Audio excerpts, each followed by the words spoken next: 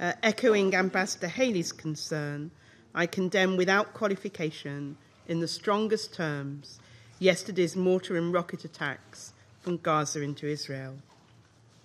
Indiscriminate attacks against civilians are unacceptable and they are unjustifiable.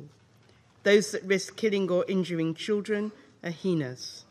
These attacks can't be ignored by the Council.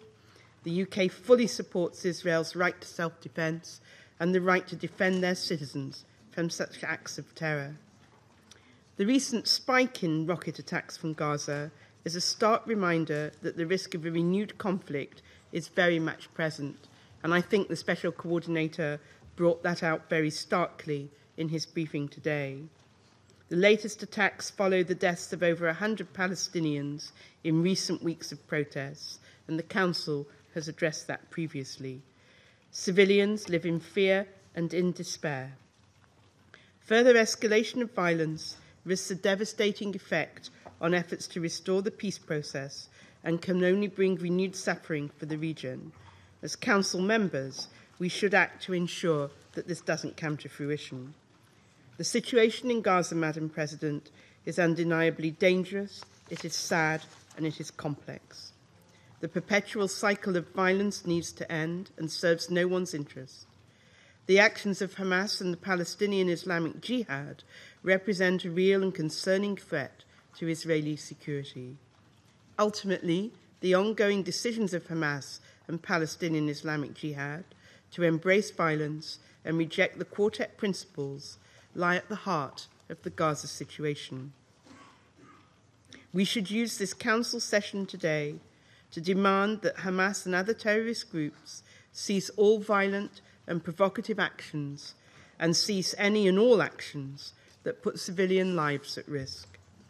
At the same time, we do not ignore the significant contribution that restrictions on movement and access imposed on Gaza have on the dire humanitarian situation that we witness. The United Kingdom continues its support for the full return of the Palestinian Authority to Gaza, and we encourage further progress on reconciliation.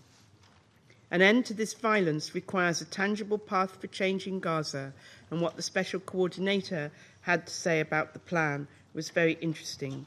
We believe it's the responsibility of the international community to work together to find a way to alleviate the humanitarian suffering in Gaza.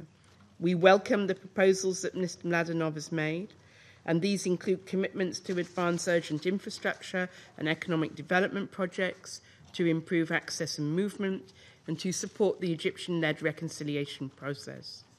We stand ready as the United Kingdom to do everything that we can to support these efforts. The people of Gaza are in urgent and they're in desperate need. Yesterday, my government committed to providing a new package of over $2 million of life-saving support. The funding will support work by the International Committee of the Red Cross Red Crescent in keeping hospitals open and functioning at a time when the healthcare system in Gaza is under huge strain. But ultimately, Madam President, peace will come only through fresh negotiations between the parties supported by the international community. Every day makes it more critical that both Israelis and Palestinians return to direct negotiations and urgently prioritise steps to resolve the situation in Gaza. This is the only way that we will be able to achieve a two-state solution, a safe and secure Israel living alongside a viable and sovereign Palestinian state. Those who seek to undermine this, including through unjustified acts of violence, deserve the rightful condemnation of this Council, but also the condemnation of the whole world. Thank you, Madam President.